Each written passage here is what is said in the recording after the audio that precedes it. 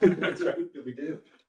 Yeah, we're joined by Illinois State head coach Brock Spack and Jake Anderson of the Redbirds. And coach, just an opening statement about camp getting started next week and your prospects on the season, and we'll go to some questions. Well, we're very excited to get started.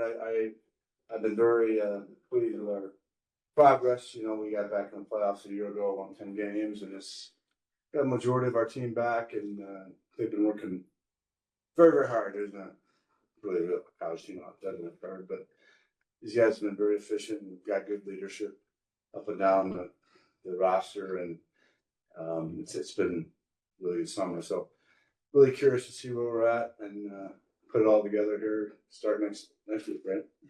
And off we go. I've been very, very pleased.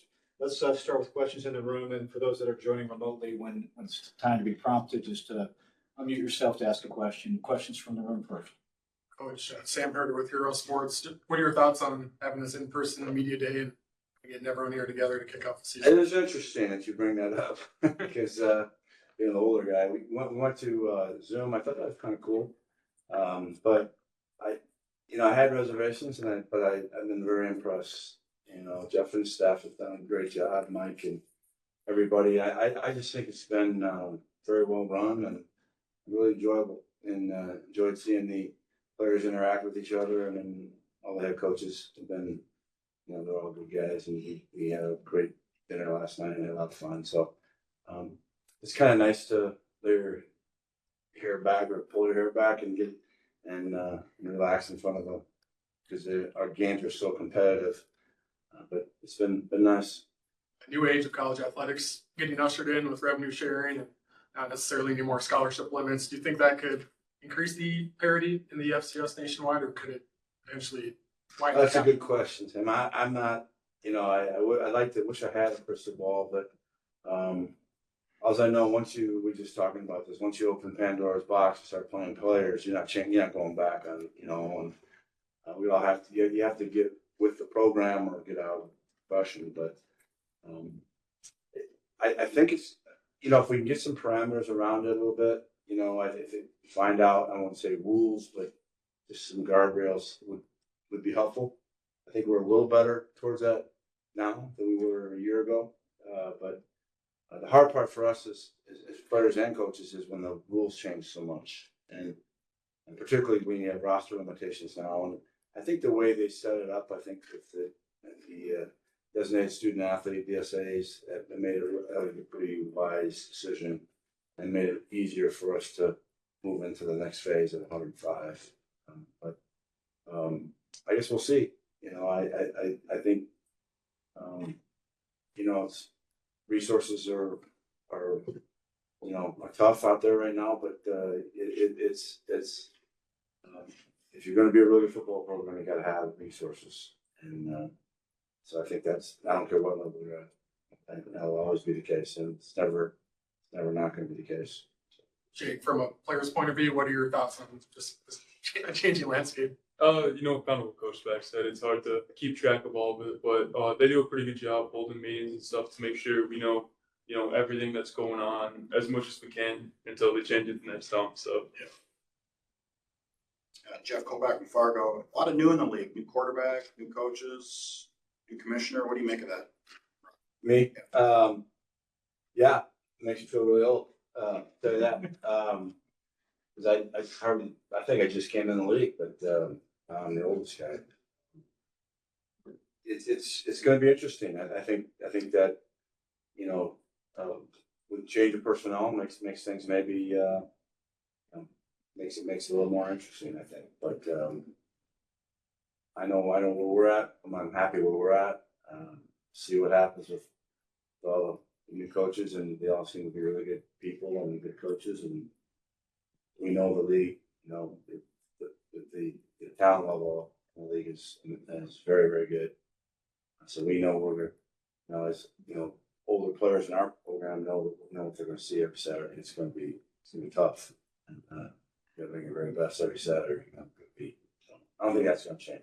Do you think these new FCS schools coming in, well, they know what they're going to see every Saturday now? I mean, what would be your thoughts or advice for them coming in? All the new FCS like Mercyhurst and Rio Grande and all these schools. Yeah, you know, New Haven, University, yeah.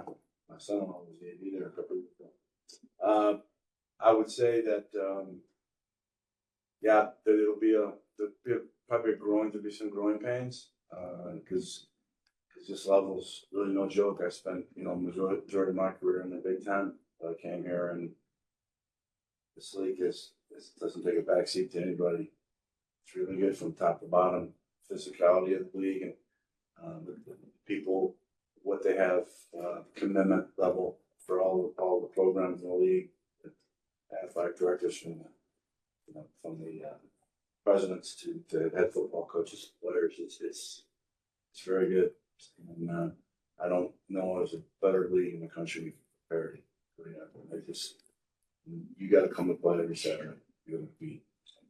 You guys have done, I mean, you built an indoor, right? Yeah. Stadium.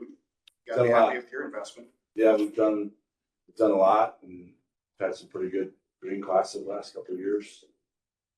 I remember Coach Stiegelmeyer told me, I said, "Man, you've done a great job here." And he goes, "It kind of changes when you got this behind you and that behind you." And, you know, and he's right. I mean, when you have a commitment from your administration, from your donor base, it makes it easier, because you get as good a coaches that are out there. Great coaches have really good, great resources behind them. So many new head coaches. You know, you mentioned you're the longest tenured guy now. I guess if you had to give one piece of advice to those new head coaches, what would you tell them as they embark on their own programs? Well, I gave a few last night. I'm gonna think the most common one. I would just stay true to who you are and believe in what your philosophies are, and is important. You know, make sure people don't take you away, try to talk you out of what you think wins games. You know, and that's hard to do sometimes. You try to keep people happy, which is hard to do. Which I told that's one of the things I can't make everybody happy, so don't try. You know, make sure you keep team happy, your football players, and program happy. So I think you have to just understand that you know, you can't be everything to everybody. You just got to stay true to yourself and what you believe in, and stick to your philosophy and your system. And don't be who you are. That'll be the biggest. See if there are any questions from the external audience. If you have a question, just unmute yourself to ask a question of either Brock or Jake. This is Dan Verdon from Prairie State Pigskin. How you doing, Coach? Hi, Dan. How are you? Doing well. This is for both you and Jake. You know, you got many recognizable and proven guys on offense, names that people know. But you got, you know, other than Jake and Ty Niekamp, there's a lot of unknown on the defensive side of the ball. What gives you confidence in this season going into it with the defensive personnel you have? How do you start with it? For me personally, I mean, this is the best group of pass rushers that I've played with since I got here. You know, we're probably 3 deep at any spot on our pass rushers, so feel pretty good about that. Yeah, I think Jay's comment, because he said, he said the same thing on the stage here earlier, Dan, and he was very accurate. He's a really smart guy, by the way. He's a 4-month student. But he hit the nail on the head. We had I think, much better depth in our front seven. So, in our system, we activate different guys to rush the passer. So, we do have multiple guys that we think can get to the quarterback. We like I like our D linemen. I really do. I think we're 3 deep at all 3 down, and we go 4 down. I think we're at least 2.5 deep there, maybe 3 deep. So I really like our depth up in the front, and as you know, in any league, but particularly our league, front play is really, really important. So really like our defensive line. I think you're going to see some guys come out of off our team that you're going to say, "Who's that guy? Who's that guy?" You know, and you got a pretty good young freshman defensive end last year that did some damage, and we were able to redshirt him. He played 4 games and had to play in the playoffs, and we redshirted him. As a follow-up to that, I think this is the 8th year you've had Travis Niekamp as your defensive coordinator. That has to instill a lot of confidence. And Jake, for you, so many of the other players across the nation have had changes year after year. You haven't experienced that. So what's it been like to have Coach Niekamp as your coordinator? Really nice having that stability. My very first year here, my defensive line coach changed, but Coach Black, he's the defensive line coach now, has just been fantastic. I mean, I credit a lot of what I could do now to him. I was some skinny outside linebacker when he got here for me. So, being able to have both of them as like mentors, and they're mentors in the film room, they're mentors on the field, and just like being a man too, I credit them a lot. Yeah, anytime you can keep your staff together, it's a real plus. A lot of these guys are Illinois State alums. A lot of us have been together for a while now. So our Tony Peterson and I were competitors. Tony was a coordinator, offensive coordinator for up in Minnesota for 8 to 10 years, I think. And during my 12 years, I was a coordinator. So we know each other very well. He's stuck around, and so the consistency with the system is on both sides of the football, and our special teams has been the same. So it's been really good. You can see the consistency coming through now.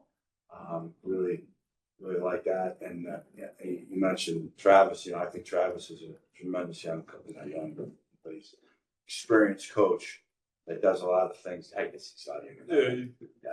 I guess anybody's younger than me, I think he's young.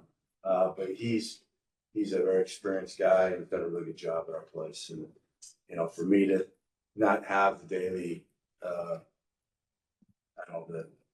hands in it every day on defense has been kind of nice as a head coach, because I can do other things and do what I have to do from an administration standpoint. We're GMs now, and especially in FCS, kind of GMs. Has it really changed? Do you feel more GMs now? Oh, it's all every final day. I couldn't, I called plays for a while, and back in 11 and 12, and gave it up after that. But I couldn't do that. I know some people still do, but it's too much going on, and I stay on top of all the stuff that's going on. It's gonna be a serious struggle. So yeah, I take the GM title. Make sure our roster and is right and personnel is correct. Does it come with a pay raise? What's that? The GM title? Yeah. You can Well, give yourself no, a pay like I raise. said, they don't pay me anymore. But that's okay. I'm really happy with what I'm compensated with, but it's just part of the deal. I enjoy that part of it. That's the one thing about being a head coach I really enjoy is the roster building and building a team, and that's part of it. A couple minutes left in this session. Any other questions from the external audience or from this room? Coach Alex Koff, Yankton, Preston Dakota, 10-win season, like you mentioned last year, start this year with Oklahoma. Just kind of how do you guys build on last year's performance? Win more than 10, and that's in our league. That's really difficult. I think, I think we're better than we were a year ago, and we'll see. But I feel like we're a much better team than we were a year ago, because we have, particularly our front seven defensively, our skill guys offensively, skill players offensively. We got some pieces to the puzzle that are there. I think we built around that too, and we built up those areas where we have a little more depth than we had a year ago. I think you kind of alluded that already before, so I think that's where we're going to make our strides. Is our depth, and I'm not hoping we don't have to challenge our depth like I got challenged last year early, but in the long run, it made us a better team, and we won 7 on the road in a row, and then we needed to be that kind of team to finish out and be a. I was asked a question on stage, what does it take to be a playoff team? We got 1 on the road, and a great team, the championship team, went on the road. It's just the way it is, and our league that's difficult, and so I think we just keep building on what was built last year with our depth. So I think we feel pretty good about it. One final question over here. Yes, sir. Brendan Lee, Jack Evans Illustrated. To kind of piggyback off of it being difficult to win on the road, You guys have a unique situation with playoffs causing you to have first round games have to be on the road, which I know you It's said. my doing. Is It's it? my doing, yeah. Excellent. Yeah. Because I know you said that that is great for you guys recruiting It and is. everything else. Does it add a little bit of extra pressure to try to get a seed? So that way you have that home game and don't have to play first. First of all, you want to get right. Are you done? The question done? I'm Yes, sorry, sir. if I started you off. Sorry. I think that's not fast. I forget. Answer the question. But your point is well taken. But first of all, you got to worry about getting in the playoffs, and second of all is getting the bye. You know, we were so spoiled because my first couple of years in the playoffs here, we got a bye. I'm like, oh, it happens every year. And then the last two times we had to play ourselves in and play on Thanksgiving weekend, which is when negotiating in our state is when I grew up in the States a long time ago.